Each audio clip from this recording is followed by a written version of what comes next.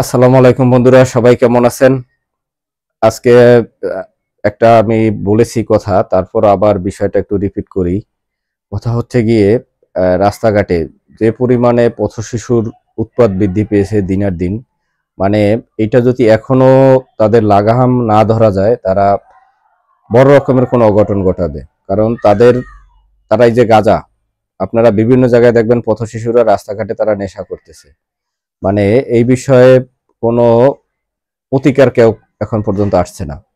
এবং ছিনতাই থেকে শুরু করে মোবাইল চুরি, যাবতীয় কার্যক্রম কিন্তু তারা চালিয়ে যাচ্ছে মানুষের চোখের সামনে। পুলিশের সামনে দেখলাম তারা গাঁজা টানে, তারপর হচ্ছে ওই পলিথিনে ভরে কি যেন ওই যে ঘামের আটা, ওইটা তারা বেশ কিছুদিন যাবৎ খাচ্ছে। এবং রাস্তার বিভিন্ন জায়গায়, মানে মোড়ে মোড়ে বসে, তাদের পোশাক আশাক ওই রকম নেই, মানে আহ, নাই বললেই চলে। কিছু কিছু মেয়ে আছে, তাদের আচার আচরণ দেখলে রাস্তাঘাটে ফ্যামিলির লোকজন নিয়ে চলাচল করা খুবই দুঃসাধ্যর ব্যাপার। মানে তাদের চাল চলন, মানে ভয় কাজ করে। আপনি যখন একা রাত ৮টা ৯টার সময় বের হবেন, আবার রাস্তার মাঝে তারা অবস্থান নেয়, এবং কিছু কিছু অবস্থান নেয় হচ্ছে বিভিন্ন আশেপাশে। তারা গতিবিধি নজর করে যে কোন মানুষটা আসছে, তার কাছে টাকা পয়সা আছে নাকি, কি আছে না আছে। তারা নজর করার পর তারা আবার আরেকজনের মাধ্যমে খবর দিয়ে তারা অকারণ ঘটায়।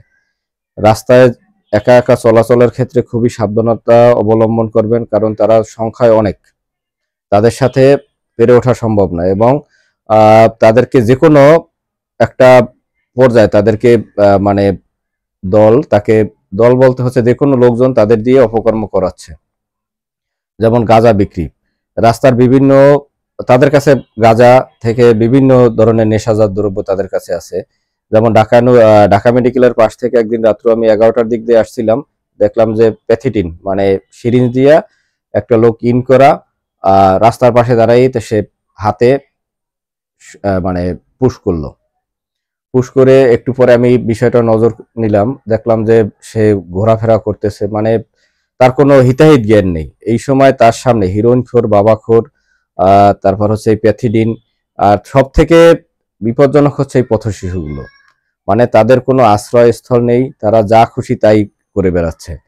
রাস্তায় আপনার ওপেন গাঁজা বিক্রি করছে, ওপেন নেশা করছে, এবং তারা যে কোনো সময় দেশের একটা বড় রকমের অকারণ ঘটাবে। কয়েক বছর আগে আপনারা দেখতে পেয়েছিলেন যে কাপ্তান বাজারে নেশার টাকার জন্য একটা মেয়ের গলার মানে স্বর্ণের চেইন নিয়ে যাওয়ার সময় তাকে রিক্সা থেকে ফেলে দিয়ে তাকে মেরে ফেলা হয়েছে। মানে যখন ঘটনাটা ঘটে তখন সবাই হায় হায় হায় করে। মানে পূর্ব কোনো প্রস্তুতি নেই এইসব লোকদের, মানে এইসব যারা এই কাজগুলো করছে রাস্তাঘাটে, তাদেরকে রিহ্যাব সেন্টার আছে, বিভিন্ন জায়গায় তাদের মানে স্থানান্তর করা হোক, এবং তাদের যাতে সুস্থ করা যায় এই বিষয়ে কেউ তদারকি করুক। এরকম কোনো কিছু কেউ করার এগিয়ে আসছে না।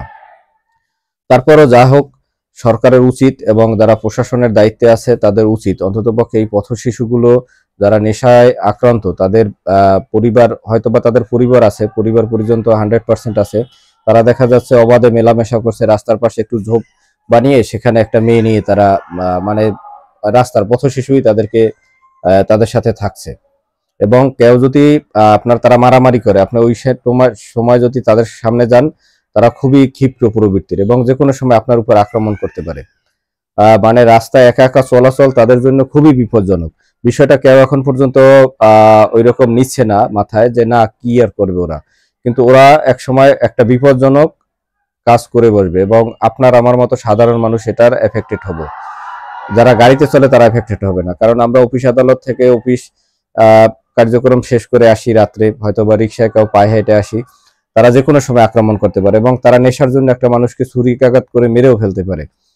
এই বিষয়ে আহ আইন আইনের মানে আইনের যাতে সংশ্লিষ্ট যারা ব্যক্তি আছে তাদের উচিত এটা প্রতিকার করা, এবং তাদেরকে সুস্থ জীবনে ফিরিয়ে আনার জন্য তাদের সাথে কথা বলা, এবং বিভিন্ন যে সংস্থা আছে, বিদেশি অনেক সংস্থা আছে, এই বিষয়ে তাদের তৎপর হওয়া উচিত। কারণ এই শিশুগুলো আপনারা দেখতে পাবেন ইদানিং কাকরাইল মোড়, তারপর হচ্ছে আপনার পল্টন মোড়, সেগুন বাগিচার মোড়, তারপর হচ্ছে বিশেষ করে হচ্ছে বাইতুল মোকাররমের মোড়, বাইতুল মোকাররমের যে মসজিদটা গেছে, মসজিদের পাশ থেকে যে আপনার ফকিরাপুল পানির ট্যাঙ্কি হয়ে যে প্রেস ক্লাবের দিকে যে রাস্তাটা গেছে, গুলি ওইখানে পল্টন মোড়, মানে ওইখানে তো তাদের একটা আবাসস্থল হয়েছে, বিভিন্ন পলিথিনটা নিয়ে তারা ওইখানে থাকছে, অবাধে মেলামেশা করছে, তাস খেলছে, জুয়া খেলছে। আপনি বাধা দিতে যাবেন, আপনি তাদের একটা ছবি তুলতে যাবেন, দেখবেন যে কি অ্যাটিটিউড তাদের, আপনাকে মারতে আসবে।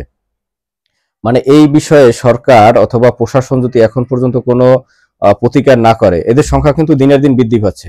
আপনারা দেখতে পাবেন আগে খুব কম সংখ্যক দেখা যেত, কিন্তু এখন প্রচুর পরিমাণে রাস্তায় প্রায় এই পর্যন্ত আপনার গুলিস্তান মোড়, ওইখানে গুলিস্তান মোড় থেকে আপনার বিভিন্ন জায়গায় ঢাকা শহরে প্রায় 2 থেকে 3 হাজার এইরকম পথ শিশু আছে, যারা মানে বিপজ্জনক, মোবাইল থেকে চুরি করে, বিভিন্ন চুরি সবকিছু করে। ইভেন তারা দেখবেন দেশের টাকার জন্য মানুষ হত্যাও করতে তাদের দ্বিধাবোধ করবে না।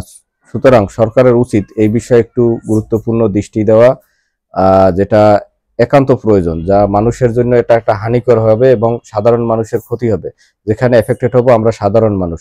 তাই সরকারের কাছে আমার আকুল আবেদন, প্রধান উপদেষ্টা নোবেল বিজয়ী ডক্টর ইউনূস সাহেবের প্রতি, এই বিষয়টার প্রতি একটু তদারকি করেন, কারণ তারা খুবই বিপজ্জনক। সবাই বিষয়টার প্রতি সবাই একটু সতর্ক দৃষ্টি রাখবেন এবং যার যার অবস্থান থেকে এই বিষয়ে একটু প্রেস ব্রিফিং করবেন, তাহলে একটা মানে ফলাফল আসতে পারে। না হলে দেখবেন যে কোনো সময় আমরা এফেক্টেড হব এই বিষয়ে, মানে তাদের দ্বারা। সালাম আলাইকুম। সবাই সুন্দর মতো আবার যার যার কর্মস্থলে ফিরে আসেন এবং বাচ্চাদের প্রতি একটু টেক কেয়ার করবেন। পানিতে যাতে না যায়, কারণ ঢাকা বিভিন্ন শহর অঞ্চল থেকে যারা বাচ্চা আছে তারা যদি দেশ গ্রামে যায়, তারা অবশ্যই পানির প্রতি তারা আকৃষ্ট। আমরাও পানির প্রতি আকৃষ্ট। আমরা ঢাকা থেকে দেশে গেলে অবশ্যই গোসল করি, কারণ আমরা সাঁতার জানি, কিন্তু বাচ্চারা সাঁতার জানে না।